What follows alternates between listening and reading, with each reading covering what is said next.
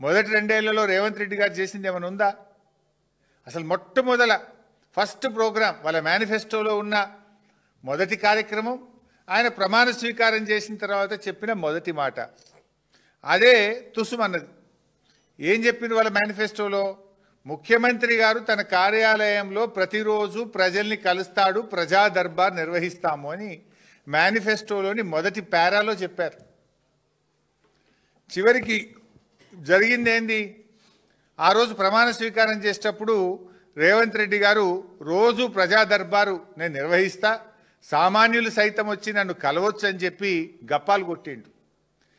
ప్రమాణ స్వీకారం చేసి ఒక్కరోజు మాత్రమే ప్రజాభవన్కి వచ్చిండు. ఇక మళ్ళీ పత్తా లేడు. తెల్లారి నుంచి మళ్ళీ ప్రజాభవన్కు రాలే. ఒక 4 రోజులు 5 రోజులు మంత్రులు వచ్చిండ్రు, తర్వాత వాళ్ళు కూడా బంద్ అయిపోయిండ్రు. రోజు దరఖాస్తులు పోయి వారానికి 2 రోజులకు వచ్చింది. ఇక ఆ దరఖాస్తుల గురించి పట్టించుకున్నాడో లేడు. అంటే బిల్డప్ బాబాయ్ ఈ రేవంత్ రెడ్డి చెప్పిన మొదటి అబద్ధం ఇది. మేనిఫెస్టోలో కావచ్చు, ప్రమాణ స్వీకారం చెప్పిన తర్వాత ఈయన గారు చెప్పిన మొదటి అబద్ధం.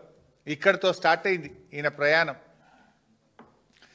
ఏం మాట్లాడినా అబద్ధాలే, గోబల్స్. ఇప్పుడు కరీంనగర్ జిల్లా నుంచి ఒక రైతు, నేను పత్రికలో చదివిన విషయం చెప్తున్నా. గొడుగు నాగరాజు అనే రైతు ప్రజాభవన్కి వచ్చి ఫిర్యాదు చేసిండు.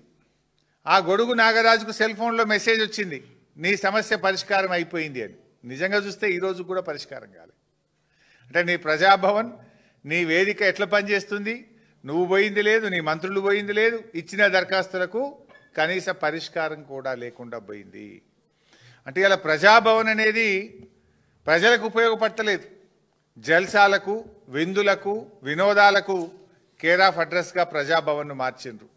పొద్దున బ్రేక్ఫాస్ట్ మీటింగ్లు, మధ్యాహ్నం సెటిల్మెంట్లు, సాయంత్రం గానా బజానాలు, సంగీతులు, పెళ్లిళ్ళు, రిసెప్షన్లు, ఎంగేజ్మెంట్లు, దీనికి వేదికగా ప్రజాభవన్ను మార్చిండ్రు. సిఎల్పి మీటింగ్లకు వేదికగా ప్రజాభవన్ను మార్చిండ్రు.